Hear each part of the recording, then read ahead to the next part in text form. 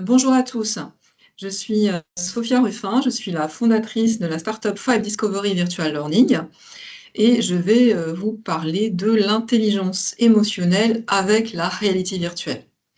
Alors j'ai avec moi Samy qui va intervenir pendant ou après le webinaire pour répondre à vos questions, qu'on espère nombreuses sur la thématique. Si vous avez bien entendu des questions d'ordre un petit peu plus personnel, privé, confidentiel, on va vous donner nos coordonnées, donc n'hésitez pas aussi à nous contacter après ce webinaire pour qu'on puisse voir ensemble comment on peut vous accompagner dans des démarches plus personnalisées. Alors, on va voir pourquoi l'intelligence émotionnelle aujourd'hui est un pilier incontournable dans notre société actuelle.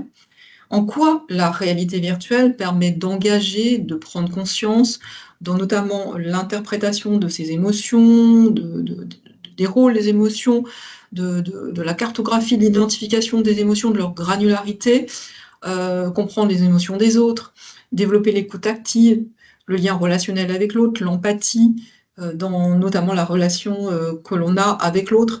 Donc on verra en quoi la réalité virtuelle est un véritable outil, un activateur qui permet d'ouvrir la conscience et de travailler sur soi, son intelligence émotionnelle pour avoir des relations plus de qualité et plus efficaces avec son environnement.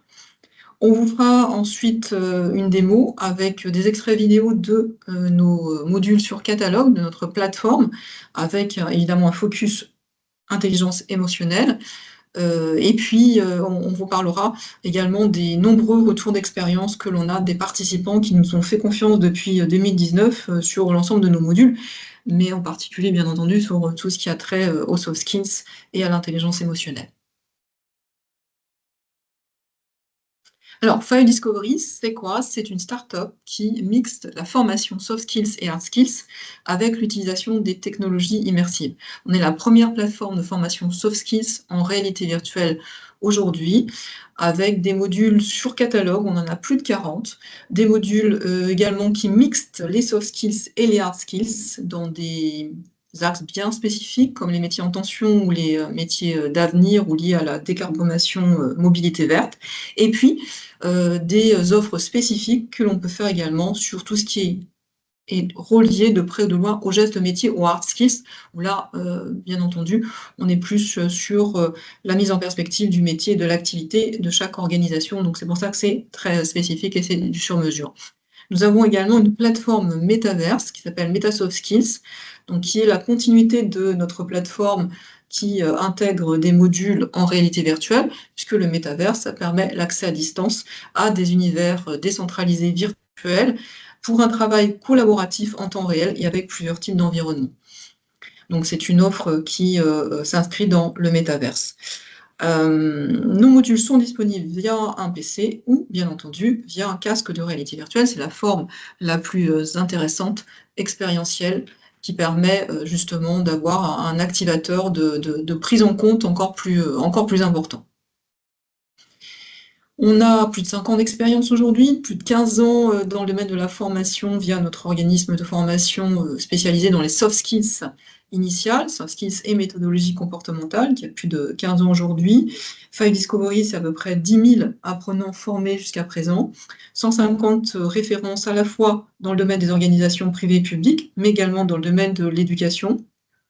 Et puis, on a un taux de retour qui est vraiment très très bon de la part des apprenants qui ont utilisé nos modules en réalité virtuelle, parce que la réalité virtuelle, c'est une façon vraiment d'engager, d'avoir un impact émotionnel fort, et ça multiplie le retour sur investissement de la formation. Alors, comme je vous le disais, 2 offres, module soft skills sur catalogue, et puis notre plateforme Metaverse également, qui permet l'accès à distance via un PC ou via un casque de réalité virtuelle. Alors, si on se base sur les études PwC, il y en a eu d'autres qui évoquent la réalité virtuelle et son impact sur l'enseignement et la formation, on s'aperçoit qu'il y a des vrais activateurs de mémorisation en réalité virtuelle. Pourquoi? Parce qu'il y a un effet waouh émotionnel fort qui interpelle et qui en fait qu'on va retenir plus longtemps l'information, parce que ça nous a marqué émotionnellement parlant. C'est un marqueur émotionnel important. La réalité virtuelle, c'est aussi être sous un casque de réalité virtuelle, forcément, donc c'est être plus concentré. On n'a pas de phénomène de dispersion qui fait qu'on n'est pas hyper focus. Donc cette hyper concentration fait aussi qu'il va y avoir un ancrage plus fort et plus important. Et puis il y a le côté aussi ludique, l'effet waouh, le côté c'est différenciant, on n'a jamais vécu ça, donc qui fait que on s'en rappelle également. Donc on a envie de participer à ce côté ludique, donc il y a un taux d'engagement qui est plus fort également. D'où un ROI, un retour sur investissement, qui est démultiplié à la clé. Donc il y a vraiment des bénéfices forts d'utiliser l'outil de réalité virtuelle au service de la pédagogie. Donc, petit focus sur notre catalogue en réalité virtuelle, avant d'aborder la partie intelligence émotionnelle. Parmi nos modules, évidemment, intelligence émotionnelle, mais pas que, puisque comme je disais, on est spécialiste des soft skills depuis plus de 15 ans. Donc, des modules sur la communication, l'interaction efficace, des modules sur des simulateurs conversationnels qui mêlent à la fois la VR et l'IA, qui permet de s'adapter à ce qu'on dit en temps réel et d'avoir un côté plus pertinent dans les échanges.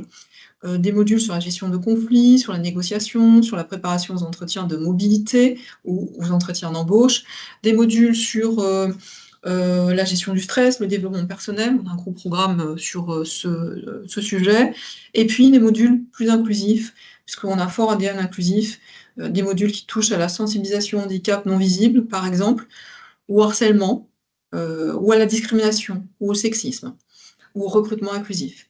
Donc, qui permettent qu'on soit dans la peau du collaborateur, du manager ou du RH, de travailler différents types de compétences et in fine, de travailler aussi son intelligence émotionnelle, parce que c'est aussi ça l'intelligence émotionnelle.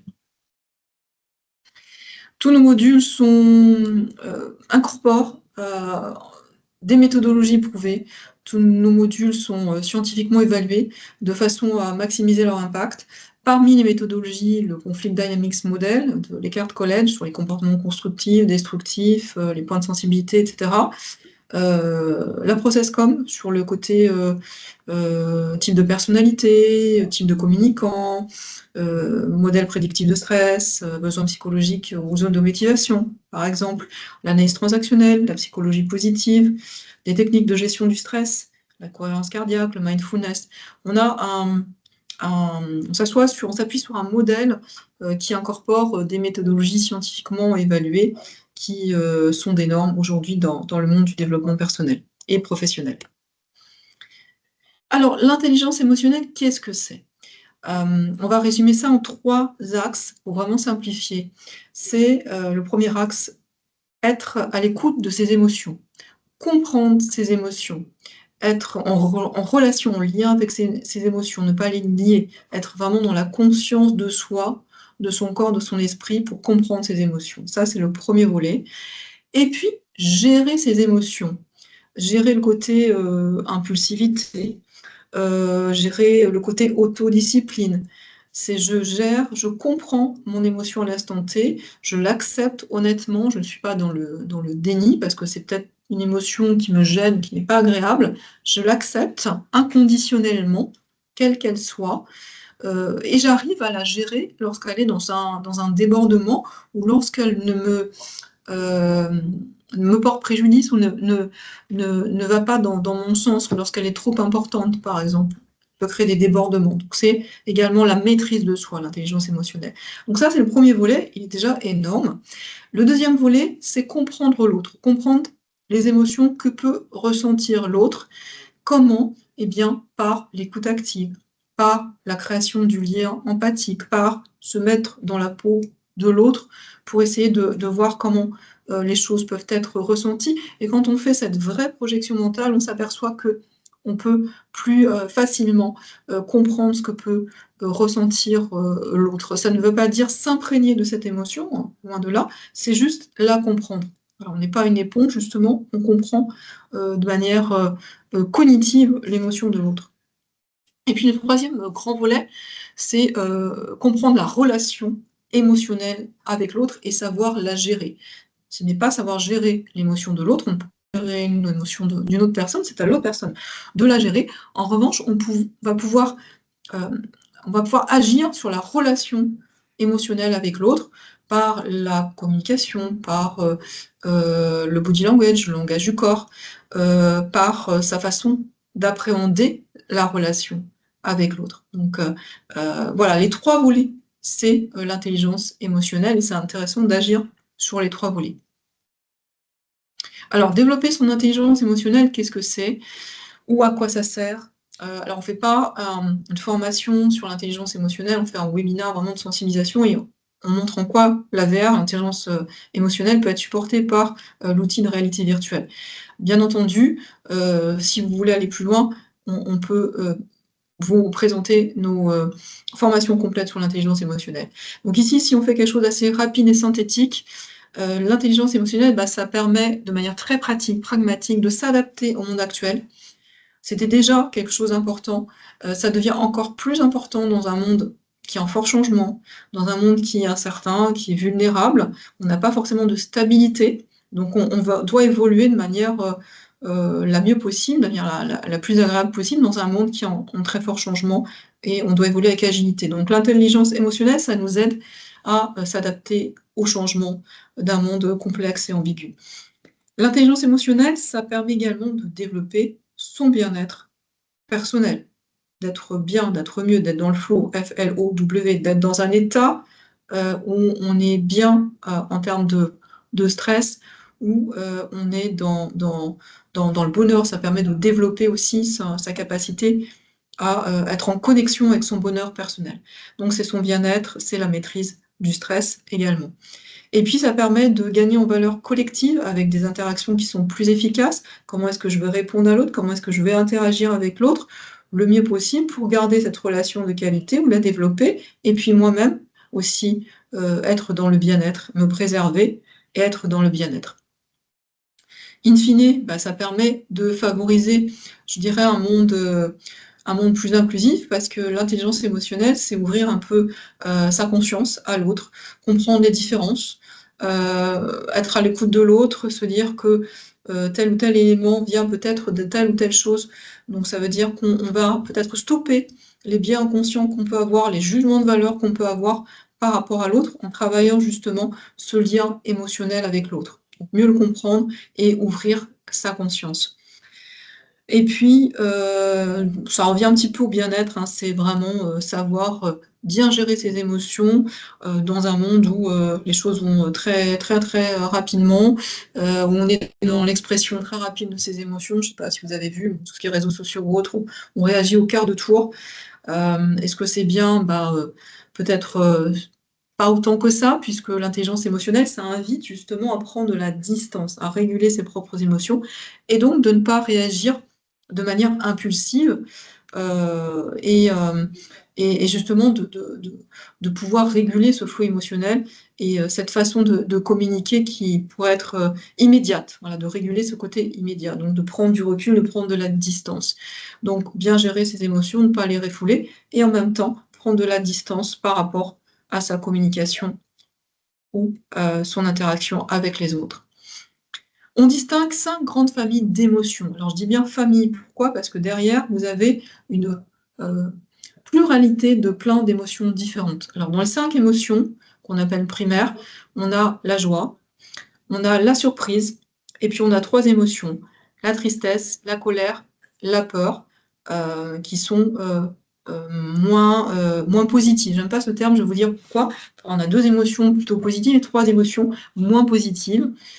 Donc 5 grandes familles d'émotions auxquelles se rattachent toutes, les petites émotions. Par exemple, l'effroi, bah, ça se rattache à la grande, famille peur. Heu, le fait d'être enjoué, à la grande famille joie, d'être exalté, grande famille joie. D'être, d'avoir du spleen ou d'être, gêné, grande famille tristesse, par exemple. D'être énervé, grande famille colère. Donc on est comme ça, on a comme ça une grande, grand panel de multiples émotions qui se rattachent toujours aux 5 grandes familles, qu'on voit ici. Et l'idée dans l'intelligence émotionnelle, c'est, d'être à l'écoute de soi, à l'écoute de son ressenti, de dire: «Bah tiens, là je ressens un peu de peine. Là, je ressens de la gêne. Pourquoi est-ce que je ressens cette gêne?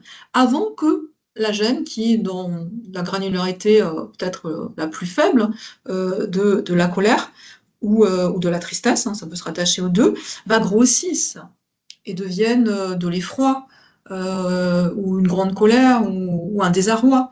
Donc c'est intéressant d'être en contact, le plus tôt possible avec justement les petites émotions qui nous assaillent tous les jours, je dis bien tous les jours, pour pouvoir éventuellement, déjouer, comprendre et puis arrêter par la compréhension, par le cognitif, donc par, heu, l'autre côté du cerveau, le cerveau analytique et se dire: «Bah tiens, là je suis gênée parce qu'il y a telle ou telle chose, donc je vais essayer de trouver une façon de gérer ces choses». Même chose, même, élément, tout ce qui est positif, la joie, ou la surprise. Bon, la surprise, ça peut être, à la fois, enfin, c'est dans les 2 camps, mais on va dire la joie. C'est intéressant d'être en contact avec, la granularité de la famille joie pour justement vivre ces émotions positives et s'en imprégner le plus possible, hein. C'est important. Donc là, c'est rattaché à la psychologie positive, on va pas en parler aujourd'hui, mais c'est intéressant de cultiver les émotions positives au quotidien, dans un monde justement, comme on l'a vu, qui peut, comporter certains tumultes. Voilà. Et pourquoi je voulais pas dire émotions négatives, mais émotions plutôt non positives? Parce que les émotions nous renseignent, en fait, sur des informations, sur un état d'être et donc sur des informations extérieures. Donc la grande famille peur ça nous renseigne sur quelque chose, ce sont des alertes et les alertes, nous permettent de pointer du doigt ce qui va pas. Donc c'est intéressant, donc faut le prendre plus comme, une façon d'être alerté, de comprendre ce qui se passe, que quelque chose de négatif, si on tourne les choses à notre, dans notre intérêt. Donc toutes les émotions sont bénéfiques, en fait. Donc, comme je vous disais, l'évaluation des émotions, c'est un premier pas. On va pas avoir le temps ici de voir les autres, mais l'évaluation des émotions, c'est un premier pas. Donc on peut se poser ces questions: «À quoi sert cette émotion? Pourquoi est-ce qu'elle survient maintenant? Qu'est-ce qui fait figure? Où elle se trouve dans mon corps?» en fait. Revenir au corps, c'est très important. Souvent aujourd'hui, dans la société actuelle, on a un détachement par rapport au corps qui est important. On est beaucoup dans le mental et dans la fuite en avant. Donc revenir aux fondamentaux, au physiologique, c'est important. De toute façon, l'émotion, elle se traduit, par, des taux d'hormones particuliers, donc c'est un phénomène physiologique à la fin. Comment tenir compte de cette émotion? À quel besoin, répond-elle?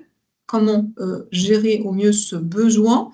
Avec quelles autres émotions je pourrais aider en fait à, régler, ce problème? Ça peut être aussi 2 émotions qui, viennent se, compléter et voilà, l'intérêt c'est régulièrement d'être dans ce contact à soi pour, mieux se comprendre et mieux aussi comprendre les autres. Après, cette même réflexion, on peut la faire vis-à-vis de l'autre pour réguler la relation émotionnelle avec l'autre. Je vous propose, maintenant, de voir, des vidéos qui sont extraites de nos modules en réalité virtuelle. Donc on va voir différentes vidéos, des vidéos sur l'intelligence émotionnelle, donc comment, des vidéos extraites de nos modules en réalité virtuelle où on apprend à déceler, ses émotions par rapport à une situation, donnée. Des, vidéos sur, le feedback également avec notre moteur conversationnel sur, l'écoute active, donner du feedback, travailler ce côté compréhension, de l'autre et je lui donne, du feedback et je regarde en même temps que je donne du feedback, la réaction, que l'autre, a. Donc je suis aussi observateur de ses émotions et puis également, un extrait vidéo d'un module sur l'incivilité ou sur la gestion de conflits, plus exactement, où, on fait face à une personne qui a un comportement difficile, non OK et comment gérer, de son côté en gardant, les piliers qu'on a vus tout à l'heure, c'est-à-dire son bien-être personnel, gérer son propre stress, et répondre la façon la plus adéquate possible, à l'interaction négative que l'autre envoie puisqu'il a une démarche, assez conflictuelle par rapport à soi. Il va même jusqu'à l'agressivité verbale. Hem, Voilà, donc dans ces modules, on travaille la façon dont on va interagir avec l'autre en situation, un petit peu, difficile. Et je vais ensuite, vous parler, de, la façon dont on opère en termes d'approche de formation, et nos modalités de diffusion.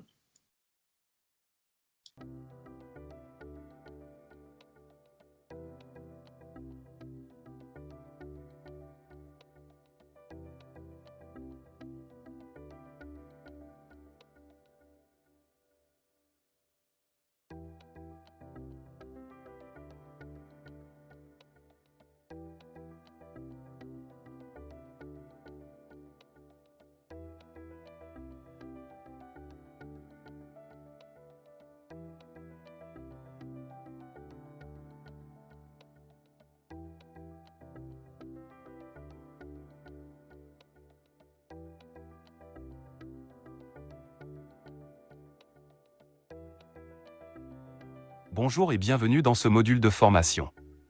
Au cours de cet entraînement, vous allez vivre des situations relationnelles avec des clients ayant des comportements incivils. L'objectif est d'expérimenter des situations pouvant être tendues et de vous exercer afin de les désamorcer. C'est pas trop tôt. Ça fait 3 heures que j'attends. Je viens d'une autre banque, ils m'ont dit de venir ici pour déposer mes chèques et récupérer ma commande de dollars. Je pars demain aux États-Unis. D'accord, bonjour monsieur. Si vous n'avez pas fait votre commande de dollars chez nous, on va pas pouvoir vous la donner. Vous êtes qui vous d'abord? Pourquoi mon conseiller il est pas là?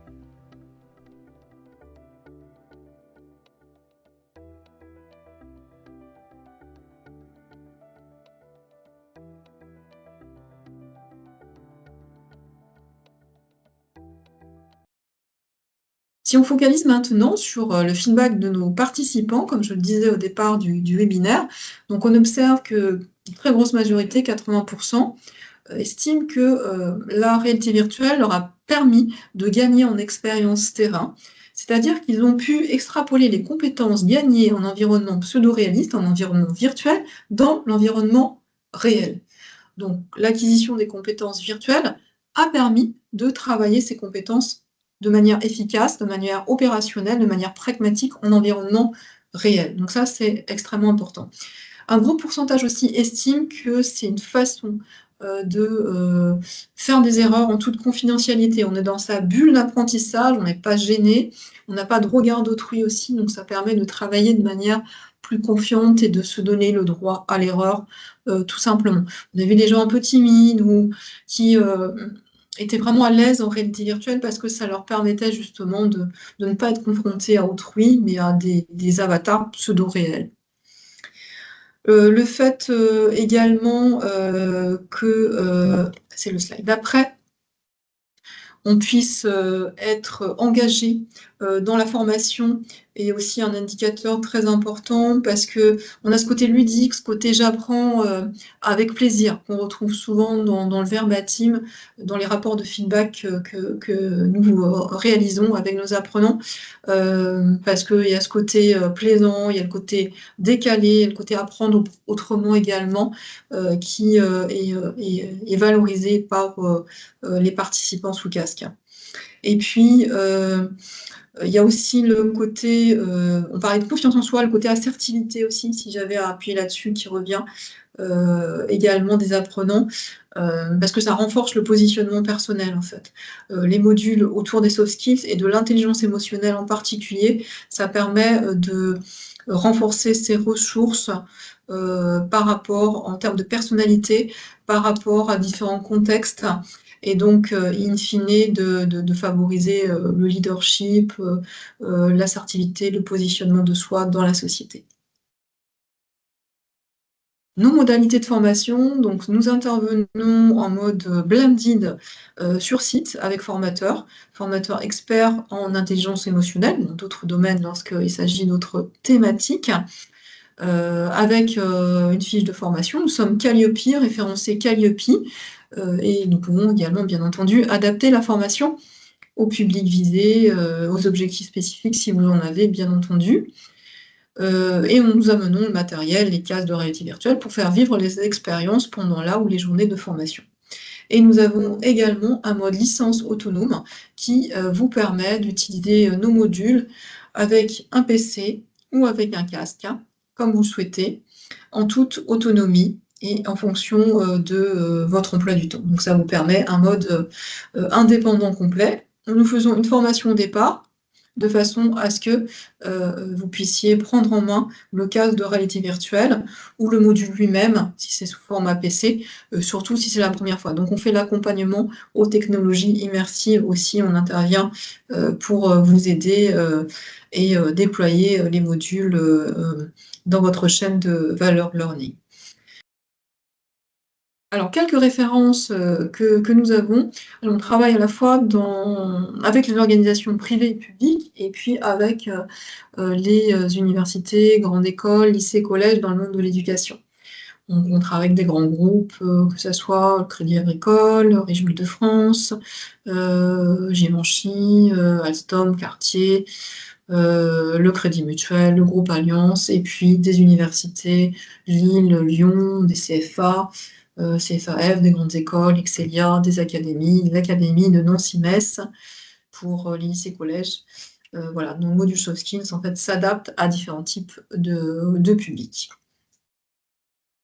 Je propose pour finir de visionner un de nos nombreux témoignages, à savoir que si vous le souhaitez, on pourra bien entendu aussi partager nos vidéos, nos témoignages avec les personnes qui sont intéressées pour aller plus loin.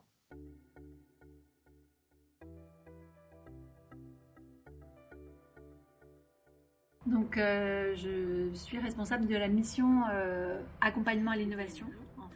Donc, en fait, ce qu'on propose dans l'accompagnement, il y a notamment des sessions, des ateliers d'exploration. Donc, on les appelle les ateliers hauts, comme je suis surpris par ce que je vais découvrir.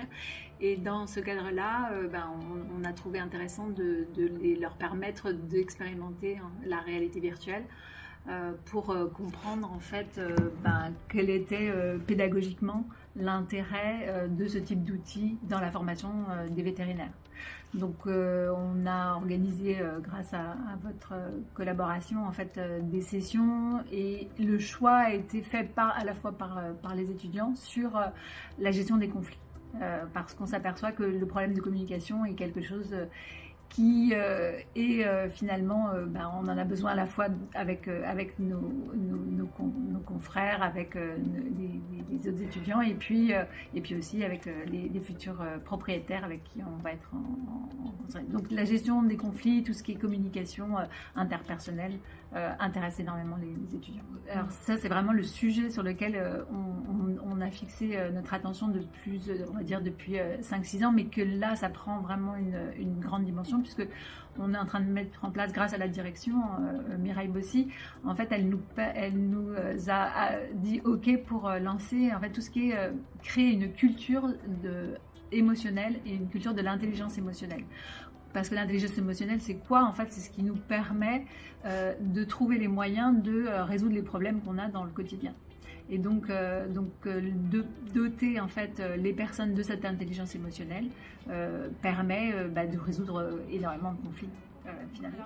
Alors, les vétérinaires, il faut dire qu'ils ont déjà, en fait, c'est des êtres assez sensibles, on va dire. S'ils ont choisi en fait de travailler avec un animal, c'est parce qu'ils avaient une connexion justement sur cette sensibilité qu'on découvre plus facilement chez un animal finalement que chez nos contemporains. Et donc, ils avaient cette sensibilité-là, mais du coup, qu'est-ce qu'en faire? Parce que quand on a une grande sensibilité, en fait, on est souvent submergé par ces émotions si on ne nous a pas appris. Or, à l'école, on ne nous apprend pas encore ce qu'est l'intelligence émotionnelle. Donc, du coup, l'intérêt de mettre, et il y a de plus en plus de professions, quand on a besoin de discuter avec une avocate, c'est pareil. Enfin, il y a très peu de métiers où on nous prépare en fait à travailler avec nos émotions et à en faire des alliés.